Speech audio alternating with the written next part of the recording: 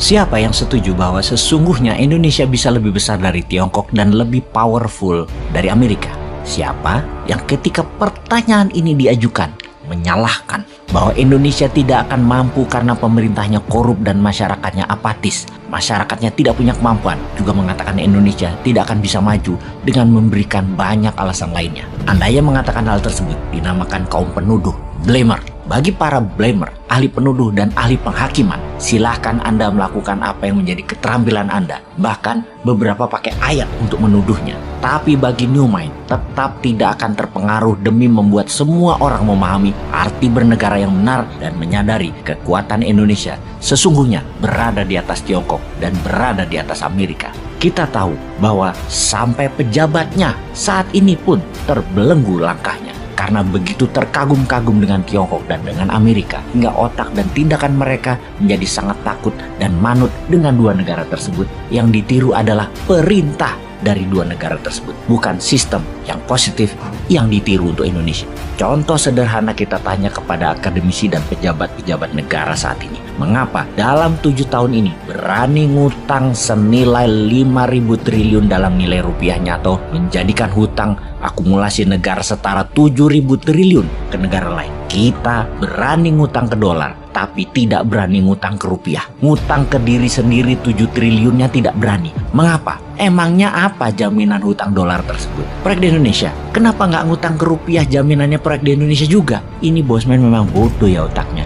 Ilmunya cetek kali ya, sehingga sulit memahami hutang dolar senilai 7.000 triliun adalah yang benar, bukan hutang ke rupiah ke negara sendiri yang terbenar. Atau pejabatnya memang ngerti bahwa kita bisa ngutang ke rupiah, bisa ngutang ke diri sendiri, tapi karena ada doktrin di kepalanya, ada benefit apalah gitu untuk dirinya, atau ada pemahaman yang dipropagandakan sudah masuk ke kepalanya hingga hutang dolar tidak bisa ditawar lagi. Hutang dolar adalah wajib. Sehubungan dengan itu, setelah kita sering menceritakan ancaman dari pinjaman hutang proyek dari Tiongkok, kita akan mendiskusikan tentang Amerika sekarang. Amerika dan Tiongkok memang fasad atau tampak muka rumah mereka didesain terlihat keren, mewah, anggun, mengagumkan. Kelilingi satpam dengan senjata lengkap, dengan segala macam fasilitas yang ada. Kita dibuat kagum dengan fasad dan eksterior Tiongkok dan Amerika tersebut. Halaman depan rumah kedua negara tersebut keren. Namun di dalamnya, atap jebol, saluran air mampet, pengap, dan banyak keburukan lainnya yang tidak diketahui ada di sana.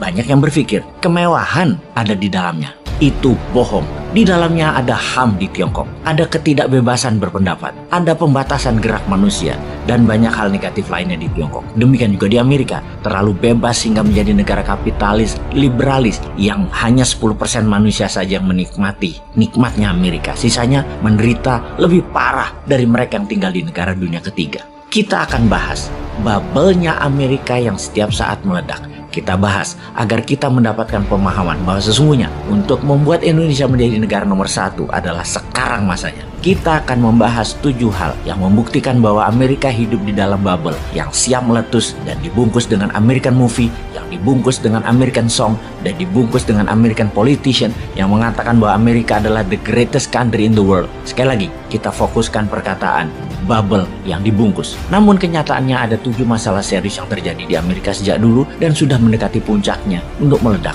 saat-saat ini. Untuk itulah video ke depan kita akan membahas 7 alasan yang membuktikan bahwa Amerika bukan the greatest country in the world. Siapa yang mengatakan Amerika negara terbesar di dunia? Yang mengatakan adalah diri mereka sendiri, klaim mereka sendiri, sistem mereka sendiri dengan dibungkus oleh film Hollywood utamanya. Film seperti Top Gun, Transformer, American Sniper, Pearl Harbor, Independence Day, semacam itu mengagungkan kekuatan militer Amerika dan mensahkan kekerasan Amerika. Film Hollywood juga membingkai cara dunia melihat bangsa lain. Film Hollywood didesain untuk manusia memotret bangsa lain sesuai maunya Amerika. Karakter Rusia misalnya dikatakan sebagai orang yang bengis dan dingin. Orang dari Afrika sebagai orang yang kotor, korup, dan miskin. Orang dari Amerika Latin sebagai kriminal narkoba. Orang dari India sebagai orang yang licik dan bodoh. Orang Timur Tengah sebagai teroris. Dan jutaan bahkan miliaran manusia dunia menjadi percaya informasi Hollywood ini.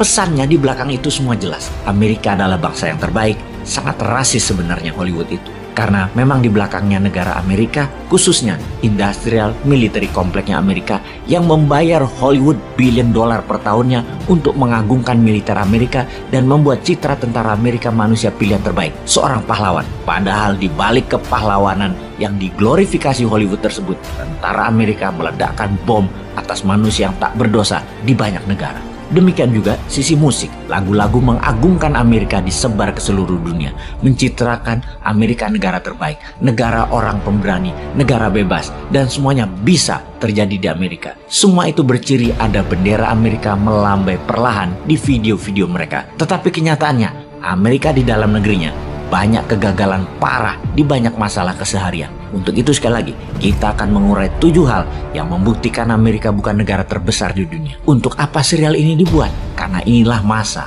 peluang Indonesia mengambil alih demi kesejahteraan masyarakat Indonesia juga dunia.